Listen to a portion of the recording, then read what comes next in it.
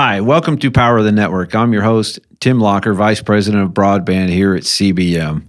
One of my favorite things about doing this show is it introduces me to new folks. Growing up in our communication world, I haven't spent a lot of time with our utility and our commercial industrial group. So this is a great opportunity for me to personally, meet and spend more time with some of the folks that we work with on the other side of the company. So pleasure to have Tom in. Grateful that he come spend his time, flew in to see us here specifically. So we're grateful that he gave us the time, and let's get right into our conversation. Tom, welcome to the show. I appreciate you coming in and joining us here today. Thanks, Tim. So, before we get too far, for those of us that may not know you very well, tell us a little bit about what you do for Federal Signal and kind of, what a typical day looks like for you. So I'm the regional sales manager for the Gulf, and the Gulf is misleading. It is actually, 7, 8 states. So Texas, Oklahoma, Kansas, Missouri, some of Illinois, Arkansas, Louisiana, all of Mississippi, and the western half of Tennessee. So a typical day is actually out in the field, either with my agents, CBM, distributors, or end users, trying to find places to solve problems or, look what the needs of the customers are. Or if I'm not that, I'm at home and I'm doing the same thing via email, via phone, but except I get to sneak in some afternoon bike rides. So there you go. I heard you like to ride bikes a lot. That's true. I do have a bike. Like on the roads or mountain bike, or what do you like? Mountain bike first, gravel second, and I do have a gravel race this Saturday, so I got a 32-mile race I'll be in.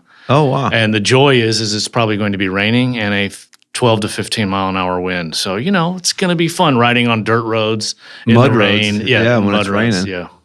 Yeah. So you like that better than just like a bike trail, paved trail would just be too boring? A paved trail is fine, but I don't like being on the road. Yeah. Because, first off, I used to do that to go to work, and it was 13 miles each way. And I did that for 5 years, and it was great. And I never felt nervous. And then when I started working from home, I was just doing a similar route, and I felt like I almost got hit 3 times. And so I quit riding on that road for about 5 years. And I still don't enjoy riding on that road because I feel like I'm going to get hit. Makes you nervous. And the cars are going by at 70 miles an hour, so you know it. Yeah, well, they don't drive slow in Texas. I know that. They do not. Where I live, we kind of have a center hub for a few different bike trails that all come together, and you can go, I don't even know, 100 miles any direction almost, so. I also know that Ragbra ride has been something that I've had my eye on for many years, but I don't think I want to stay in churches and stay in tents. A lot of people just camp. That's right. I'd like a bed at night. Yeah. After riding 100 miles. I've never, I've never done it. It's always come through town or, different things around the state. But so I've never had to plan it. But I would guess if you planned ahead, you could probably find, make that happen. Yeah. There's always a bunch of big teams and buses, and they have chase vehicles and all that. But it's just a 10-day party, frankly. I think so. Yeah. Yeah. That's a pretty cool event. That's how many years now? It's been a ton. I forget. 20 years at least. Oh yeah, way more than that, I think even. But so that's always brought a lot of folks to the state. But so I kind of like to start here. When people are young, there's very few people that really just have it figured out, like that from a small young age they know what they want to do. How did you kind of figure out, and what led you into this industry? So when I went to college, or I was deciding on college, I couldn't decide whether I wanted to be a computer science major or I wanted to be an architecture or interior design major. And I went to one semester of college as computer science, and I did not do very well. And I did well in the computer class. I just couldn't keep my focus on the calculus and other stuff. So that next semester, I switched. There's a little more to it than kind of what you bargained for. That's right. I just wanted to code. Yeah. And so fine. I went back and went to interior design, and that's what I ended up getting my major in. And I remember the exact day that Sylvania, which is now Ledvance, came in and they brought this little lighting booth, and they had a warm white and a cool white, and they had colors behind it. And they said, this is how colors look under one temperature, and that proverbial light bulb went off in my head. Literally. And I was like, that's the coolest thing in the world. Who would have ever known? I never knew that. And so I graduated, and I ended up in retail design, working for Tandy of all places, and did that, facilities management, and then I started doing lighting retrofits. And so now I'm doing lighting and saving energy, and I thought that was so fun. And then eventually that led me back to Austin. I did in mall work, and I was doing parking lot lighting, HVAC, all this kind of energy stuff.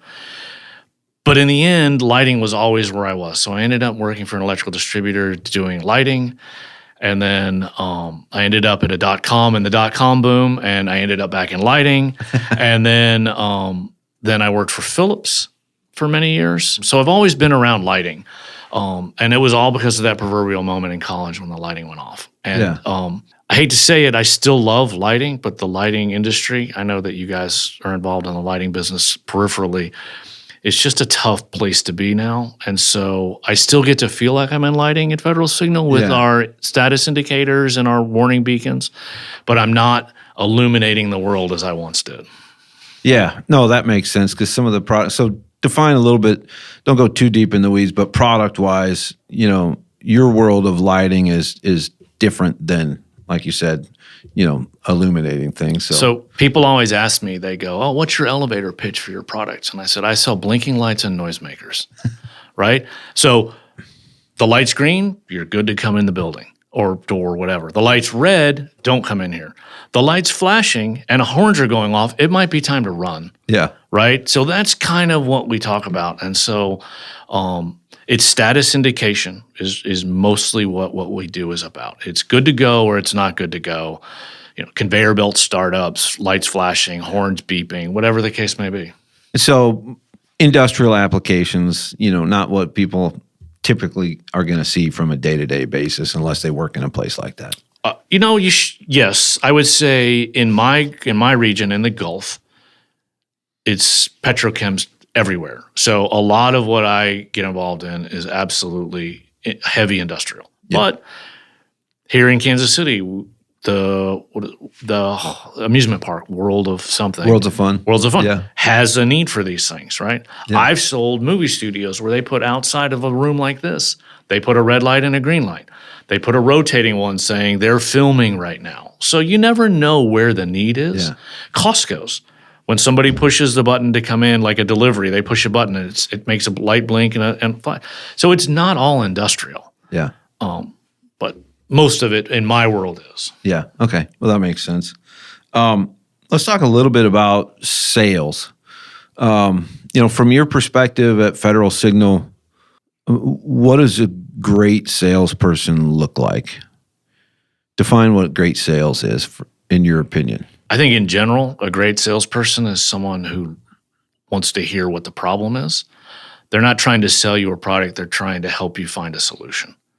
So when somebody comes to me and says, I've got X problem, the first question is tell me more about the problem. Yeah. Because I don't want to just come with you with solution A because solution B or C or D might be a better solution. And so that's what I try and find out from a customer. It's not as much fun when somebody says to you, I just need one bottle of water. Yeah, and you're like, and okay, it needs to be 84 cents. It's 84 cents. Yeah. And that's like, you'll take those orders all day because you need that kind of sale. But somebody says, I'm thirsty. Oh, why are you thirsty? Right? Yeah. Oh, because the water stopped over there, right? I learned that in my lighting days and my electrical distribution days because people would be like, I want it brighter, I want it less bright. And so today when I sell a flashing light, where's it going to go? Okay, it's going to go in a small warehouse. Yeah. Then we don't need a bright one. It's going to go up on top of a tower, then we need a big bright one. Yeah. So it's all about solution selling, and I think all selling should be solution selling. Yeah, and I know we repeat the same thing. We've taken several different sales trainings throughout, since I've been here in the last 18 years, and one of the main things is that asking questions. And we remind our folks all the time, you just have to dig into what the issues are. And I read something here not too long ago, and they were talking about, it always seems like prospecting. There's always a need for prospecting, but it's almost a burden on the customer. Like you're asking them to, hey, just spend some time and share with me what's going on so I can learn about you. It's all about, it's not about them, it's about me, how it ultimately starts. So it's a little bit selfish, but they talked about wording it differently, making it more of a consultation. So me being there is less about me, but more about them and having that opportunity to share what their issues are. So just kind of changing a perspective of why we're there, can help. But it is very one-sided, initially. But how do you think, what's the best way to break through that initial, cold call or somebody you don't know or don't have a great relationship with and build that trust where they don't think you're just there to sell them something? Well, I'm going to take a side path here because my daughter graduated from college a year and a half ago, got a job at a major computer company based in Austin. And they started her in small business, and her whole world was, here's your list of people, start calling. Yeah. And I said, welcome to the beginning sales, right? Yeah. And she succeeded, and now she's went from small business to medium business. So she doesn't have this many people, she has this many people, but she's still calling every day. Yeah. And it's interesting to hear her talk about somebody who doesn't respond. And finally, one day they call and say, okay, I need a mouse. Yeah. Right? They don't want a computer, they want a mouse. They want a $5 product, and they want to see how she's gonna react. And that's you look now that I've been doing this for 25, 30 years and selling stuff. I'm like, you know what? It does start with a mouse. Quit trying to shoot the elephant and bring the hay to the cow, right? Yeah. And say, this is what I have. One day you're going to need me. Just don't forget about me. Yeah. Right? I take a softer approach generally because I don't want somebody to be put off and never want to call me. And I just want to say, I'm here. I'm here when you need me because one day you're probably going to need me. And you never know. I do so many trade shows, and I'll get a call from somebody, hey, we met at this trade show 6 years ago. Yeah. And I kept your card, and can we do that? Can we do this? And it's funny. I'll go, all right, well, I don't have that job anymore, but what are you trying to do? And I'm probably still going to help you. Yeah. Right? Yeah. And then I'll say, okay, where are you at? Call my friend at this X and Y and Z. Yeah. And you never know where that's going to come back. That goodwill will come back to you. Yep, for sure. I've got an interesting story years ago.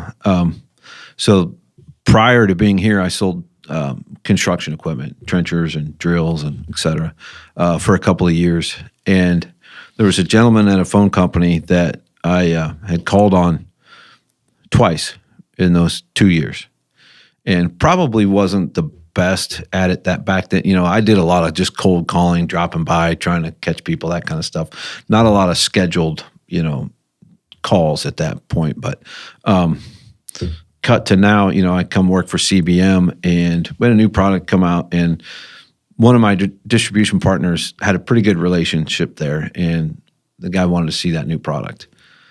But then he told him, he's like, well, I'll bring Tim out. And he's like, oh, no, I don't like that guy.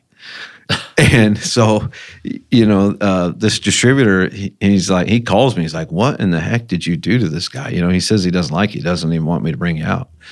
And I'm like, I have no idea, absolutely no idea. So he works his magic. We go do the thing. And then literally, we just get out of the car.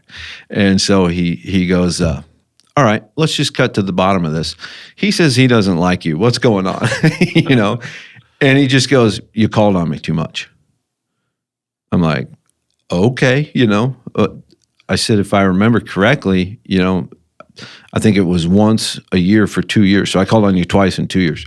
Yep, that's too much. He says, I told you that I would call you if I need something. And okay, I guess we have an understanding, but it's as a sales guy, that is my job to remind you that I'm still here too, because on the flip side, I've got customers that you call them and I'll be darned, next week they buy something because you reminded them that you're there, so you got to find that balance somewhere. That's good. When I worked at Philips, one of the supplier managers for one of the largest electrical distributors in the U.S., he said to me one time, he goes, take Houston, for example, right? It's a big city. Well, a lot of the reps and salespeople won't leave the core city because they can go on 8 calls in an easy day. And they don't want to drive 40 miles, 50 miles north of the city to the small branch. He goes, I will always tell my salespeople and my reps that call on me, I says, always be the guy who's there the most often and always be the guy who is there last, because when they have a need, they're going to call you because they remember you. So there's got to be a balance between you go there often and the guy doesn't hate you for bothering him. Yeah, and the last guy always wins. Yep. I mean, that's just the fact. The last guy wins every time. So, because that's what that's when they place the order. So you definitely want to be last. Yeah, you want to get the call, even if it's not something you would normally sell. You want to get the call and be like, "Yep, thanks for thinking of me. Here's what you need." Yep. And you move them to your product, not that product they asked about. Yeah. Now you guys just had one of the best years on record. Does that make it harder this year or easier this year? It's hard to say. I think certain parts of our business are struggling, like in the petrochem business is struggling because the oil. Because of the market. Because 6 months ago the market was crashing, and now with everything that's going on in the political side of the world, oil prices are high. But the guys in the petrochem industry don't want to poke holes in the ground. They don't want to invest because they don't believe it's going to maintain. So you never know where the dollars are going to come from. You have to treat all customers equally every time you do it. Yeah. Now, on a side note, Federal Signal turned 125 years old April 1st. Wow. Congratulations. So you talk about you had a great year last year. Well, hopefully we've had a great year 125 years in a row. So, how about that? What was the origin of the company 125 years ago? Neon signs, some lighting. At one point we sold washing machines, right? And so slowly but surely they went into signaling. The coolest thing I think is we can all think back to like these World War I movies that we've seen, because none of us were around then, but they're putting on their gas mask and somebody hand cranking the air raid siren. Yeah. We developed that horn, and we have one of those horns in our office now. So it's pretty cool. And then you can look at these old ads from the 40s and 50s, the old air raid sirens, and they became tornado sirens. So it all has a history. Yeah. You still do those kinds of things? We do the tornado sirens, and we absolutely do military-based sirens, and absolutely. It's interesting. Federal Signal now, though, is while we still do police and fire, we do work trucks, we do the industrial business that I'm involved in, but we're also involved in street sweepers. So the heavy equipment you referenced, we actually make street sweepers, we make jetting machines, we make all of this heavy equipment now. So interesting. We've really expanded our portfolio. I assume that's outside of your completely realm. Outside of our realm. Yeah, gotcha. Let's move a little bit into leadership then. What expectations would you clearly set with your teams? Well, I'm going to take a side path here because I don't manage anyone. And unluckily, I don't really know how to say about this, but I haven't managed anyone since when I managed the mall and I had like 40 people underneath me. And that was a challenge. Right? Sure. But since then, I've had maybe some small teams here and there, but for the last 10, 12 years, I haven't managed anyone. Now, I'll tell you what's harder is indirectly managing people, right? So like now like a rep. A rep. Or when I was in distribution, I had to call an outside salesperson at a branch and ask them to do something, right? I didn't ever get to have the thread of the stick. I always had to use the reward of a carrot. And so years ago, when I was looking to change roles and I ended up at Federal Signal, everybody would always ask me that question. And I said, it's actually very much harder because everything I have to do, I have to convince you, right? I have to tell you why there's a good reason to do it. And there's really no difference in that and being a leader of a team is you would prefer everybody do what you would like them to do for a very valid, very good reason that benefits everybody. The last thing you want to do is like, hey, this didn't work out right. We're going to have a conversation and we'll never do this again, right? Yeah. That's the worst part you want to be in. You always want to make your team happy to do what you want them to do, right? Yeah. And I would say, kind of I was going to kind of say too that, you do manage the reps.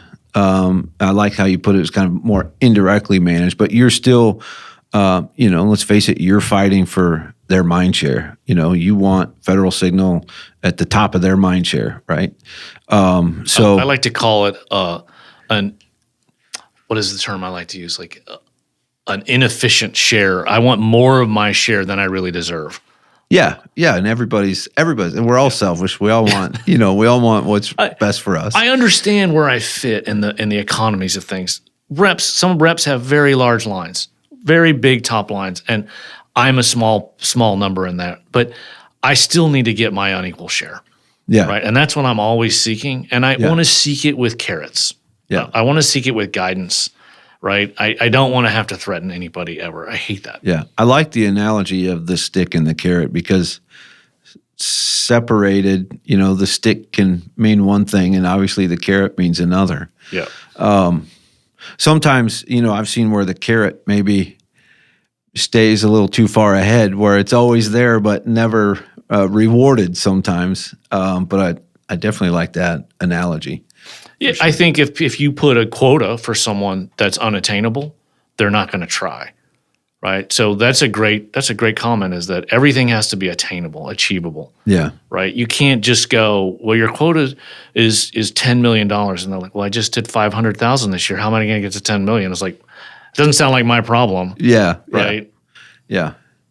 For sure. And sometimes you have that, certain corporations kind of have that mindset where it doesn't matter. It's all about growth, and it's just boom, boom, boom. We got to have this, got to have more. So it seems like you lean more away from that type of.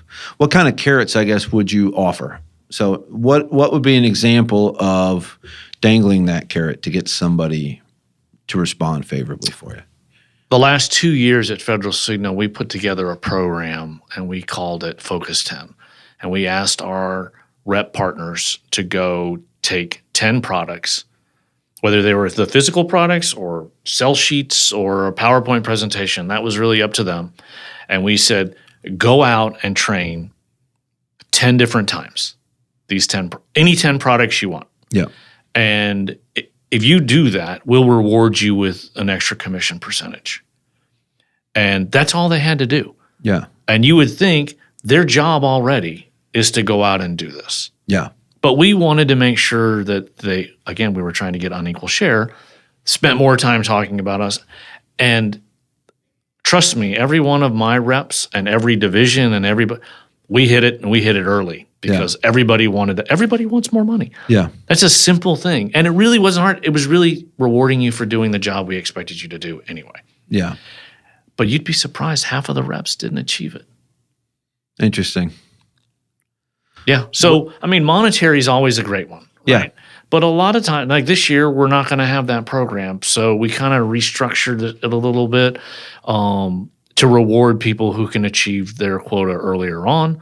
So again, there's a little bit of a monetary, but it's for a different reason. So this year now, I'm never hesitant to be out in the field. Yeah. This is my second trip to meet with CBM. This year, it's only early April. If you guys want me to come back more, I'll come back more because I love being in the field. I love making my partners successful. Yeah. What's your strategy? So if you come out with one of our guys and you go to whatever, some industrial customer, what do you feel your role is in there? Do you try to be the expert, the go-to guy, or do you try to just assist, the rep in that, or what's your style on that type of a call? It's 50-50. We did a call together in Western Kansas last month, and I was brought in as the expert, right, because they had some problems, and they had the big tornado warning counter siren, and they have problems, and I was there to give technical, but I feel like it's CBM's customer. And I don't want the guys coming to me. I want CBM to own that relationship still. And it's still moving along. And the CBM rep is still, your salesperson is still in charge, and he scheduled a meeting for this week, right? So we're still moving forward. Yeah. But in the end, the relationship needs to be local. Yeah. If somebody's reaching out to me and I'm unavailable because I'm in, Mississippi where there's no cell phone coverage, I don't want that person to not be able to get an answer. Yeah. You don't want to be the roadblock. That's right.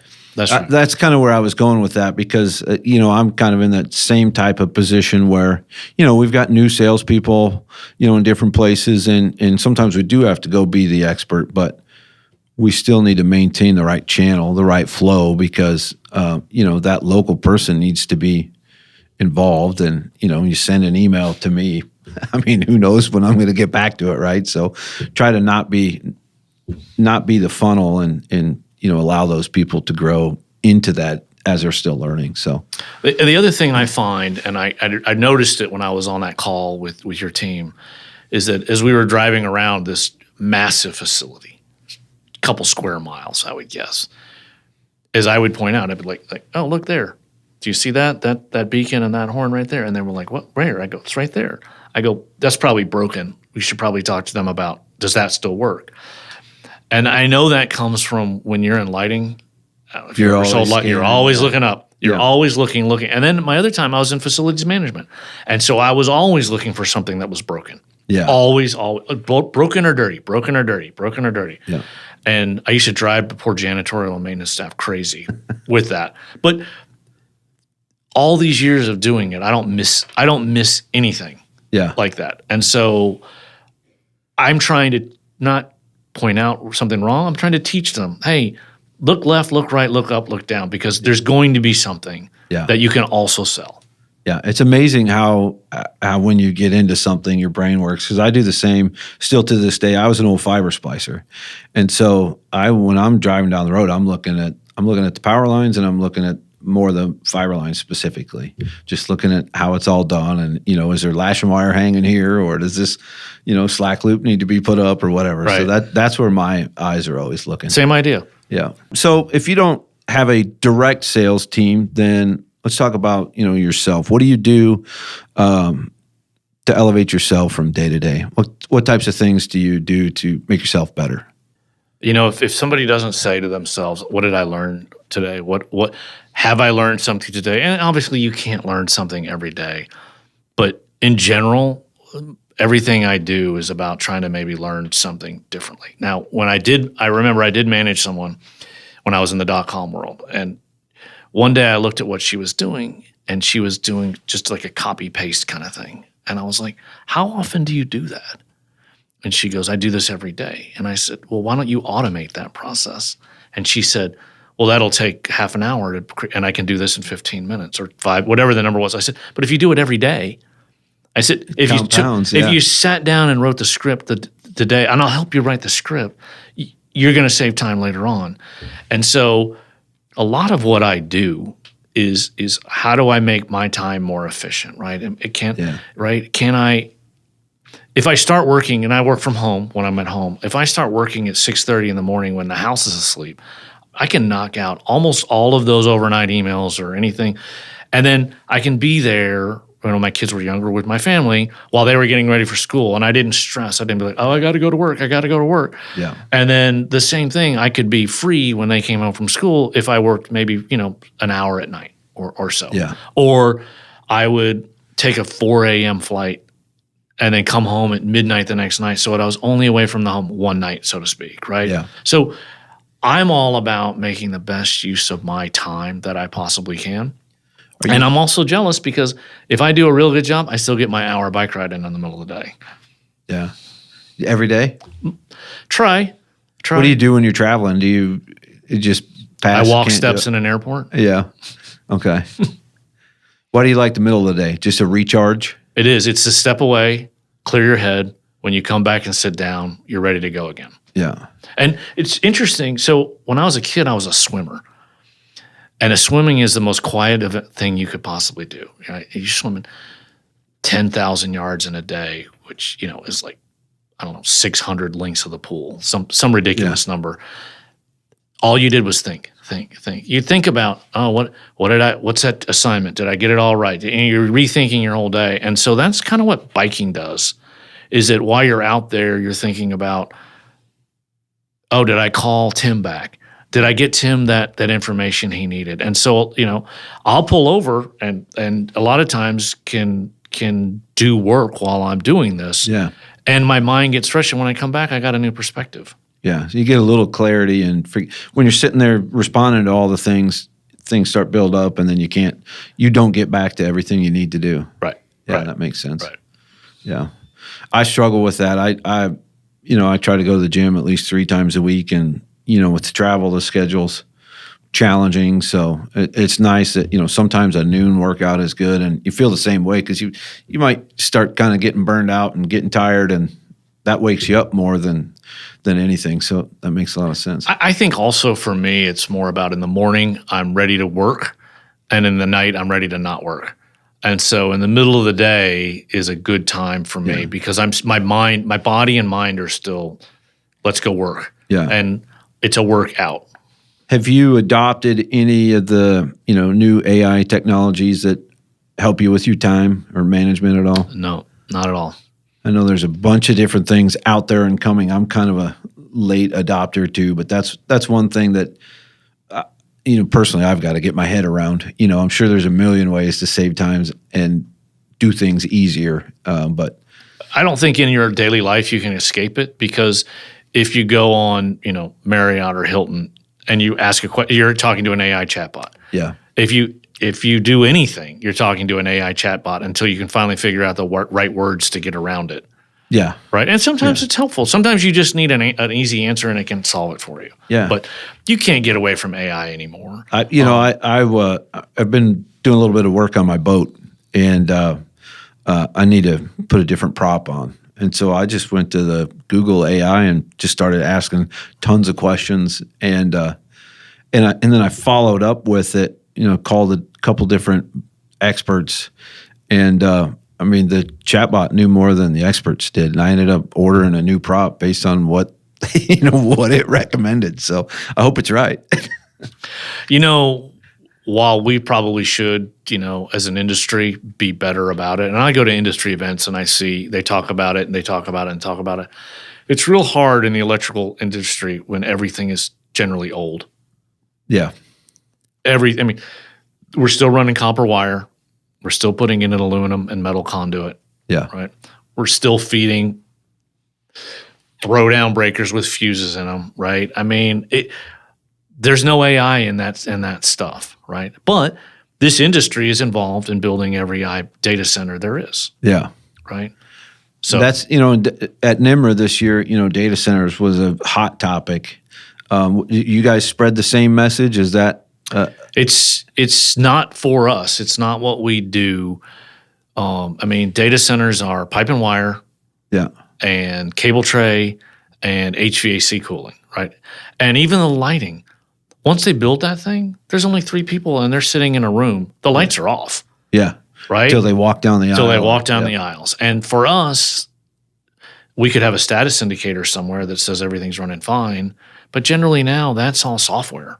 Yeah. They don't even need a blinking light. Now, maybe if they had a halon go off and they wanted a halon detector and they need to send flashing lights out of the thing, then we would be involved. And we have sold some data center projects like that. Yeah. But it's not a core part of our business. Gotcha. I kind of wondered that when I was thinking about that. But, that's definitely the message we hear in the industry, in general is, data center, data center, data center. So, all day, every day. Yeah. Yeah. Yeah. So, well, awesome.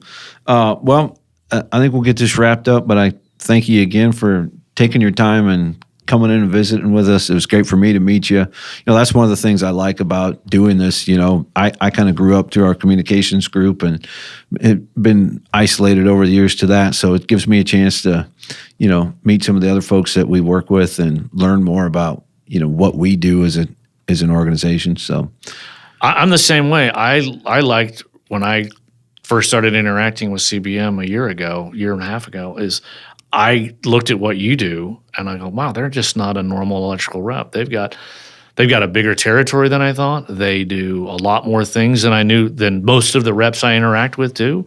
So, it's always good to see what everybody else does. I learned something when I started working with you guys. Yeah. Well, awesome. Well, thanks again. Appreciate you taking the time. Thanks, Tim. I appreciate it. Have a good day. Yeah. Thank you. just wanted to say thanks again to Tom for joining us. I know he's busy, and we appreciate him taking the time to come in and visit with us. Remember, if you need help with a project or looking for representation here in the Midwest, look no further than CBM. You can find us right here at cbmrep.com. Take a minute to like, comment, subscribe. Let us know what you'd like to see on future episodes. Thanks again for joining us on Power of the Network. And until next time, we'll see you next time.